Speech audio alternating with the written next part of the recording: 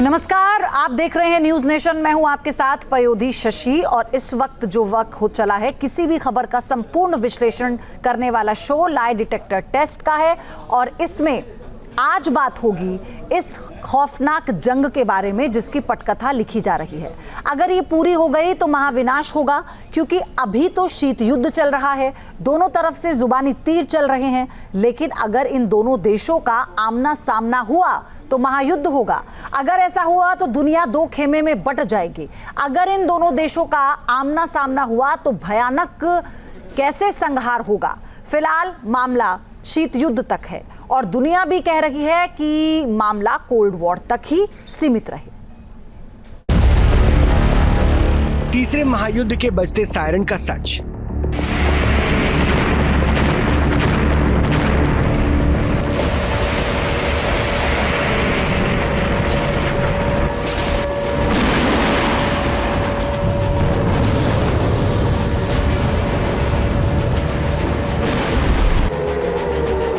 Rocket से हमला।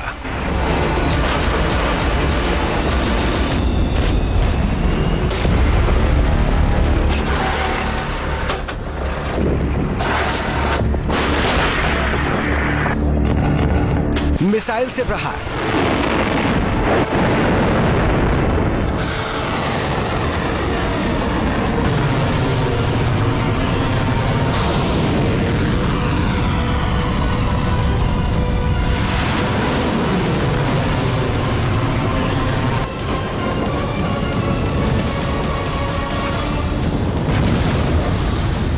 Drone से वार। रूस और यूक्रेन युद्ध को 39 महीने हो चुके हैं। इस युद्ध में हर हथियार आजमाए जा चुके हैं, लेकिन अभी भी न ज़ेलेंस्की झुकने को तैयार है और न ही पुतिन रुकने को तैयार है।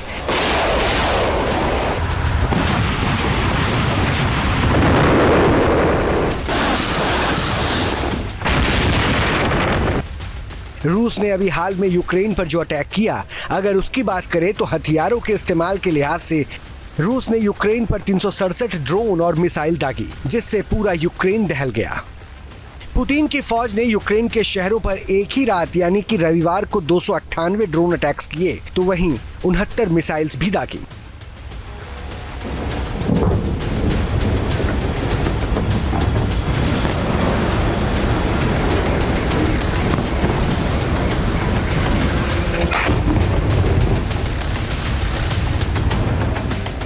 रूस के इस हमले से पूरा यूक्रेन थर्रा गया। रूस के टारगेट पर राजधानी कीव सहित कई शहर थे। रूस के इस ताबड़तोड़ हमले से यूक्रेन के कई शहर जख्मी हुए। रूस के हमले में 13 लोगों के मारे जाने की खबर है, तो वहीं 60 लोग घायल हो गए। वहीं रूस की ओर से दावा किया गया है कि उसने 95 ड्रोन को हवा में तबाह कर दिया, जिसमें से 12 ड्रोन राजधानी मॉस्को की ओर जा रहे थे। मतलब ट्रंप जो भी सीज फायर की कोशिश कर रहे हैं, सब पर लगातार पानी फिर रहा है। लिहाजा अब ट्रंप गुस्सा हो गए, जिसका मतलब है कि क्या रूस यूक्रेन जंग और विध्वंसक होगी?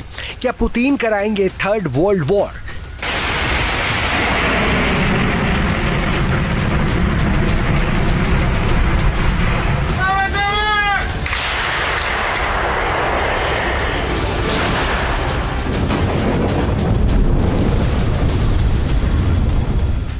क्योंकि जिस तरह से यूक्रेन पर रूस का हमला हो रहा है, यूक्रेन के शहर जिस तरह से दहल रहे हैं, उसकी वजह से यूरोपीय देश परेशान हैं। नाटो के देशों में खलबली है।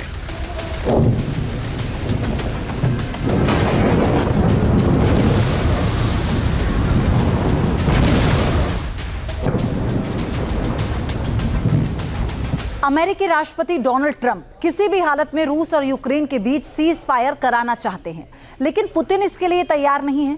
ऐसे में ट्रंप ने पुतिन से दो टूक कह दिया था कि हमारी बात ना मानकर वो आग से खेल रहे हैं। लेकिन अब रूस ने ट्रंप की इस धमकी का माकूल जवाब दिया और रूस की ओर से क्लियर कट कह दिया गया है कि रूस दुनिया की किसी भी ताकत से न डरता है और ना ही डरने वाला है, भले ही अंजाम कुछ भी हो।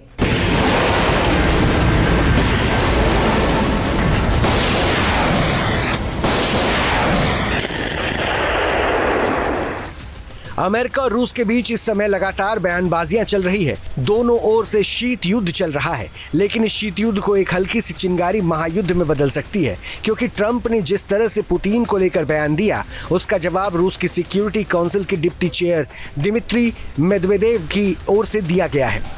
अमेरिकी राष्ट्रपति डोनाल्ड ट्रंप ने पुतिन को आग से खेलने की धमकी दी तो दिमित्री मेदवेदेव ने सीधी और तीखी प्रतिक्रिया दी। मेदवेदेव ने कहा है कि मैं एक ही बुरी चीज को जानता हूं, वो है तीसरा विश्व युद्ध। उम्मीद है कि ट्रंप इसे समझते हैं। अमेरिका और रूस की बयानबाजियों से इतना तो तय हो गया है कि दोनों देशों के बीच सब कुछ सामान्य नहीं है, क्योंकि ट्रंप ने जब से अमेरिका की सत्ता संभाली है तब से लगातार जियोपॉलिटिक्स बदल रही है। ट्रंप कब क्या फैसला लेंगे कहा नहीं जा सकता, क्योंकि अभी ट्रंप पुतिन को धमकी दे रहे हैं, लेकिन जब ट्रंप ने सत्ता संभाली थी तब जेलेंस्की को अमेरिका बुलाकर बुरी तरह बेइज्जत किया गया था। ट्रंप और जेलेंस्की की नोकझोंक पूरी दुनिया में वायरल हुई थी, जिसके बाद जेलेंस्की मानो अलग थलग पड़ने लगे थे। अमेरिका की ओर से यूक्रेन को दी जा रही मदद भी रोकने की खबरें थी, लेकिन अब ट्रंप सीधे तौर पर पुतिन को धमकी दे रहे हैं। ट्रंप ने पुतिन को भड़काते हुए कहा कि व्लादिमीर पुतिन को यह समझना चाहिए कि अगर मैं नहीं होता तो रूस के साथ अब तक बहुत ही बुरी चीजें हो चुकी होती। तो मेरा मतलब है वाकई में बहुत बुरी चीजें हो चुकी होती और आग से वो खेल रहे हैं। नए शीत युद्ध की जो स्थितियां हैं वो स्पष्ट रूप से बनती हुई दिखाई दे रही है। एक जो इनडायरेक्ट तरीके से जो वॉर है, जो एक दूसरे के ऊपर वर्चस्व को स्थापित करने की जो प्रतिद्वंदिता है, जो एक कोल्ड वॉर की, एक नए शीत युद्ध की स्थितियां निसंदेह बन रही हैं। और जहां एक तरफ China, Russia, Iran, north Korea जैसे राष्ट्र एक खेमे में जाते दिखाई दे रहे हैं, वहीं अमेरिका और उसके जो नेटो के एलाइज, उसके जो एशियन एलाइज तथा उसके कुछ पार्टनर्स दूसरे खेमे में शामिल हो सकते हैं और एक नए तरीके का जो ध्रुवीकरण है वो बनता जा रहा है। और ऐसे में जाहिर है कि ये विश्व में अनेक तनावों को जन्म देगा, आर्म्स रेस को जन्म देगा।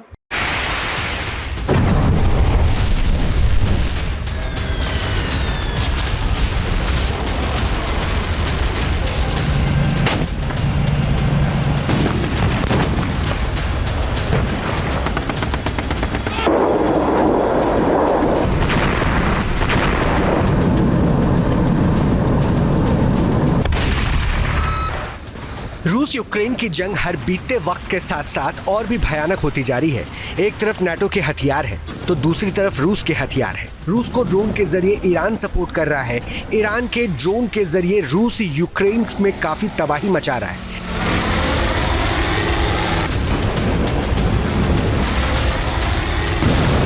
लेकिन अब रूस ने जरूरत के हिसाब से एक ऐसा ड्रोन डेवलप किया है जो बेहद ही विनाशकारी बताया जा रहा है। रूस ने यूक्रेन के शहरों पर जो ड्रोन बमबारी की वो रूस के ही ड्रोन थे।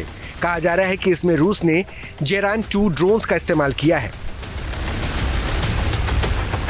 यूक्रेन पर अटैक करने के लिए रूस ने इस गेरान 2 ड्रोन का टेलीग्राम मैसेजिंग ऐप पर बोट्स का इस्तेमाल किया, जिससे इसकी मारक क्षमता काफी बढ़ गई है। एक्सपर्ट्स बता रहे हैं कि रूस ने गेरान 2 ड्रोन में जो टेलीग्राम मैसेजिंग ऐप का इस्तेमाल किया है उसकी वजह से ये मोबाइल नेटवर्क का लाभ उठाता है, जिसकी वजह से रूस के इस ड्रोन को यूक्रेन डिटेक्ट नहीं कर पाता है और यही वजह है कि ये ड्रोन विध्वंसक तबाही मचा रहा है।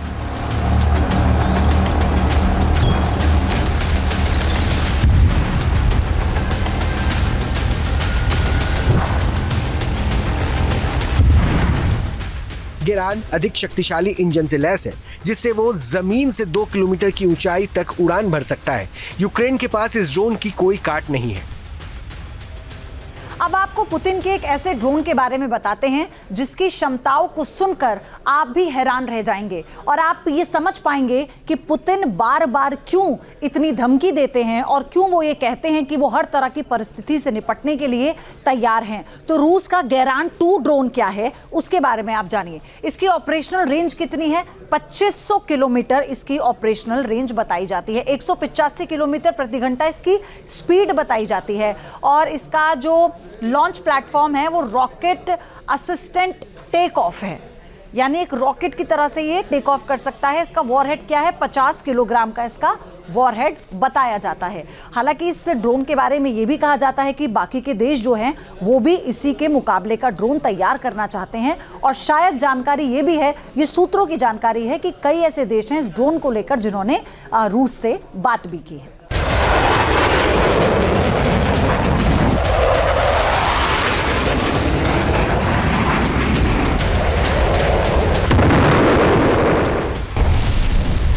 रूस और यूक्रेन जंग को 3 साल हो गए हैं। रूस को इस दौरान एक लंबी जंग का अनुभव हो गया है। साथ ही रूस के थिंक टैंक को यूक्रेन के साथ जंग में ड्रोन की अहमियत का पता चला है। जंग के सस्ते ड्रोन अब जरूरत बनते जा रहे हैं, क्योंकि अगर न्यूक्लियर वॉर नहीं हो रहा है तो ड्रोन बेहद ही कारगर साबित हो रहा है, जिसको यूक्रेन जंग में ही दुनिया ने देखा है। नाटो के देशों के खिलाफ रूस कब अटैक करेगा और किस देश पर रूस का हमला होगा, वो बहुत हद तक रूस और यूक्रेन जंग पर निर्भर करेगा। हाल ही में IEFIS की रिपोर्ट के मुताबिक यूक्रेन जंग में रूस को बहुत नुकसान हुआ है।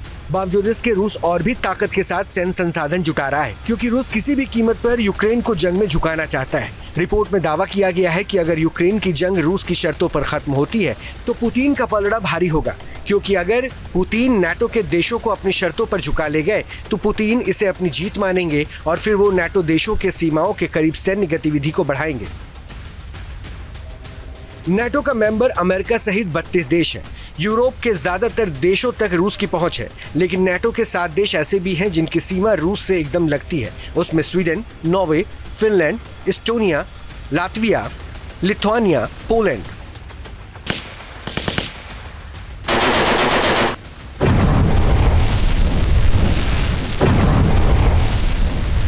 ये वो 7 देश हैं जहां रूस की डायरेक्ट पहुंच है और ऐसी आशंका जताई जा रही है कि यूक्रेन के बाद अगला नंबर अगर किसी देश का है तो वो है एस्टोनिया का। बताया जा रहा है कि 24 फरवरी 2022 की तुलना में एस्टोनिया की सीमा पर रूस के सैनिकों और हथियारों की तैनाती स्थायी तौर पर और भी बढ़ेगी। बताया जा रहा है कि जिस तरह से यूक्रेन जंग में दोनों तरफ से ड्रोन का इस्तेमाल किया जा रहा है, उससे रूस आने वाले सालों में ड्रोन निर्माण करने का बड़ा प्लान कर रहा है।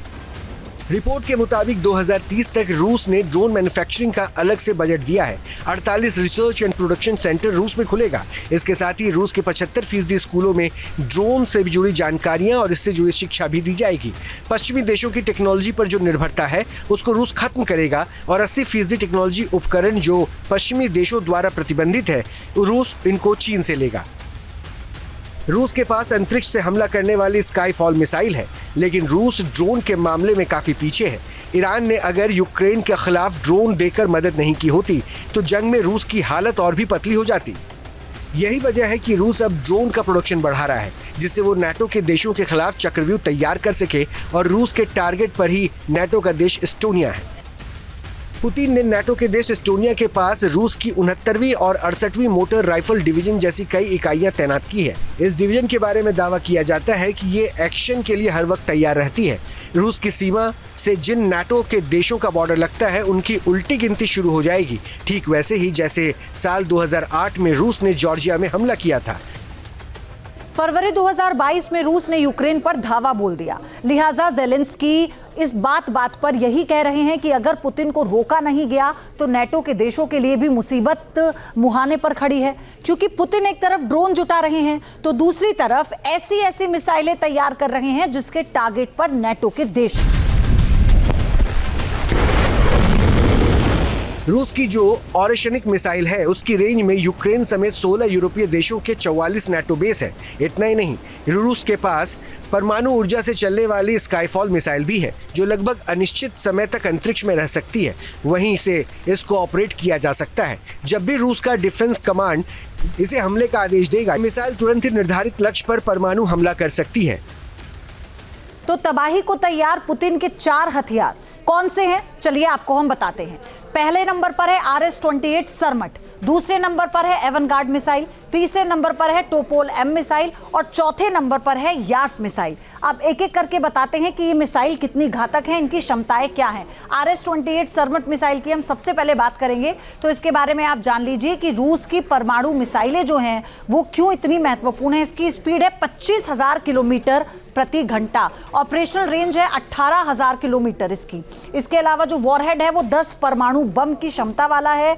इसके अलावा नंबर 2 पर आती है एवनगार्ड मिसाइल। अब इसके बारे में इसकी खासियत जानिए। स्पीड है इसकी 33,076 किलोमीटर प्रति घंटा और ऑपरेशनल रेंज है इसकी 6,000 किलोमीटर। और वॉरहेड की चलिए बात करते हैं, 6 परमाणु बम की इसकी क्षमता है। अब आते हैं तीसरे नंबर पर टोपोल M मिसाइल के बारे में आपको बताते हैं क्यों रूस के लिए ये बहुत खास है। इसकी स्पीड 24,696 है। किलोमीटर प्रति घंटा। ऑपरेशनल रेंज जो है इसकी 10,000 किलोमीटर है। और अगर हम वॉरहेड की बात करते हैं तो एक परमाणु बम है इसका जो वॉरहेड की क्षमता है। अब आते हैं नंबर 4 यानी यार्स मिसाइल पर। इसकी खासियत जानिए, क्या खासियत है।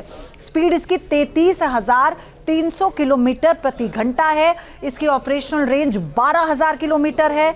वॉरहेड 6 परमाणु बम ले जाने में ये सक्षम है। तो अगर हम सिर्फ टोपो एम मिसाइल को छोड़ दें तो ये बाकी की तीनों मिसाइलें 6 परमाणु बम जो वॉरहेड की क्षमता है इन तीनों की है।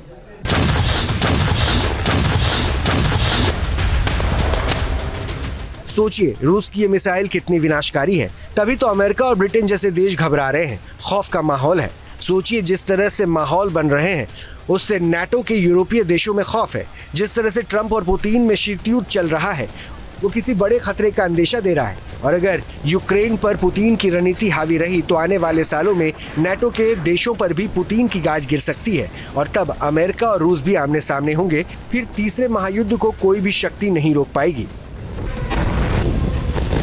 Team news nation. जहां भक्ति है हर शब्द में, कथाओं में छिपे हैं दिव्य रहस्य और ज्योतिष देता है जीवन को दिशा। धर्म से जुड़ी हर बातों को जानने के लिए हमारे चैनल स्तुति को सब्सक्राइब करें। चैनल पर जाने के लिए इस लिंक पर क्लिक करें।